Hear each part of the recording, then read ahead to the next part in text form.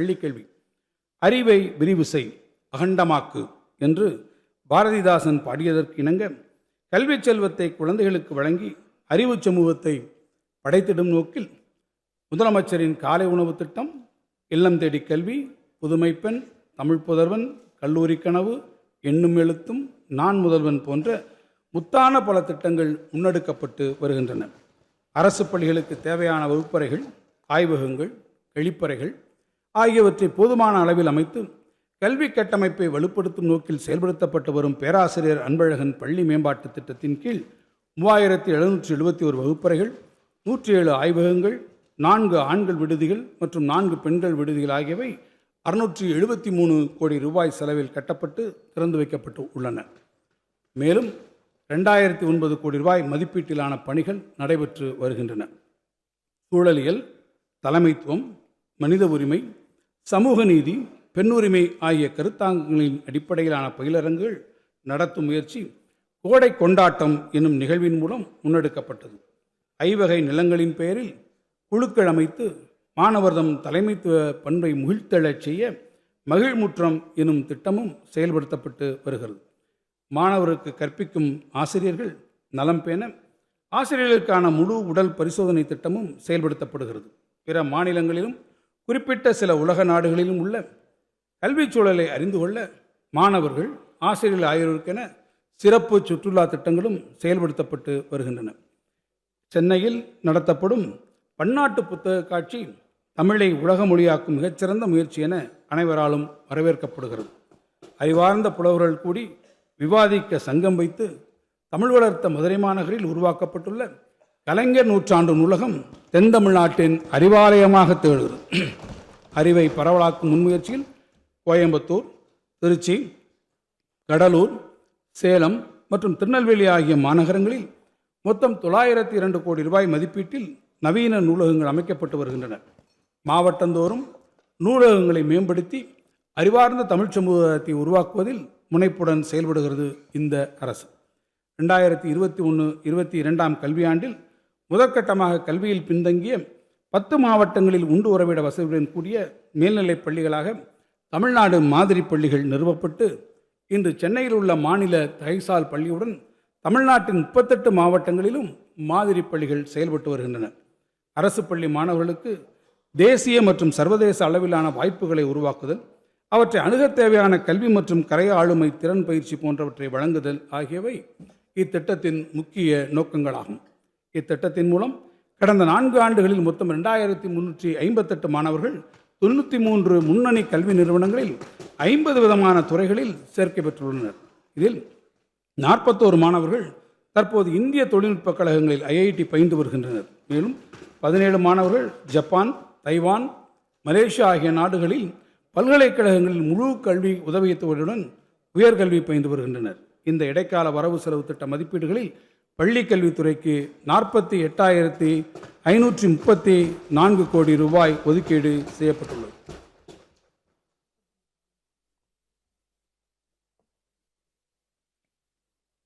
கல்வியில் சிறந்த தமிழ்நாட்டில் உயர்கல்வி பயிலும் மாணவர்கள் பட்டப்படிப்புடன் தொழில்நுட்ப பயிற்சியும் பெறுவதற்கான நடவடிக்கைகள் மேற்கொள்ளப்பட்டு வருகின்றன.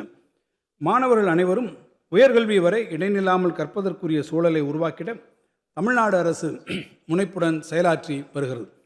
இக்குறிக்கோள்களை எட்டிட கல்லூரிகளின் உட்கட்டமைப்பு வசதிகள், மாணவர்தம் தொழில்நுட்ப திறன் மேம்பாடும், கல்வி உதவித்தொகை திட்டம் என பல்வேறு முன்னெடுப்புகளை நமது அரசு மேற்கொண்டு வருகிறது. கல்லூரி மாணவர்கள் தம் தொழில்நுட்ப திறனை வளர்த்துக் கொள்வதற்காக 2172 கோடி ரூபாய் செலவில் 10 லட்சம் பேருக்கு மடிக்கணினிகள் வழங்கும் திட்டம் மாண்புமிகு தமிழ்நாடு முதலமைச்சர் அவர்களால் அண்மையில் தொடங்கி வைக்கப்பட்டு இதுவரை 6,75,888 மாணவர்கள் பயன்பெற்றுள்ளனர். அண்ணா பல்கலைக்கழகத்தை ஆசியாவின் முதன்மை பல்கலைக்கழகமாக மாற்றுவதற்காக 1380 கோடி ரூபாய் செலவிலான முன்னோடி திட்டத்தை செயல்படுத்துவதற்கான நடவடிக்கைகள் மேற்கொள்ளப்பட்டு உள்ளன. கலை மற்றும் அறிவியல், பொறியியல் மற்றும் பல வகை தொழில்நுட்ப கல்லூரிகளின் உள்கட்டமைப்பை மேம்படுத்துவதற்காக பெருந்தலைவர் காமராசர் கல்லூரி மேம்பாட்டு திட்டம் செயல்படுத்தப்படுகிறது. கடந்த 4 ஆண்டுகளில் 909 கோடி ரூபாய் இத்திட்டத்திற்காக ஒதுக்கீடு செய்யப்பட்டுள்ளது. விரைவாக மாறி வரும் தொழில்நுட்பங்களை பயன்படுத்திக் கொள்ளும் வகையில் 11 அரசு பொறியியல் கல்லூரிகளில் செயற்கை நுண்ணறிவு, அதிநவீன உற்பத்தி திறன் முதலான 8 புதிய பாடப்பிரிவுகள் அறிமுகப்படுத்தப்பட்டு உள்ளன.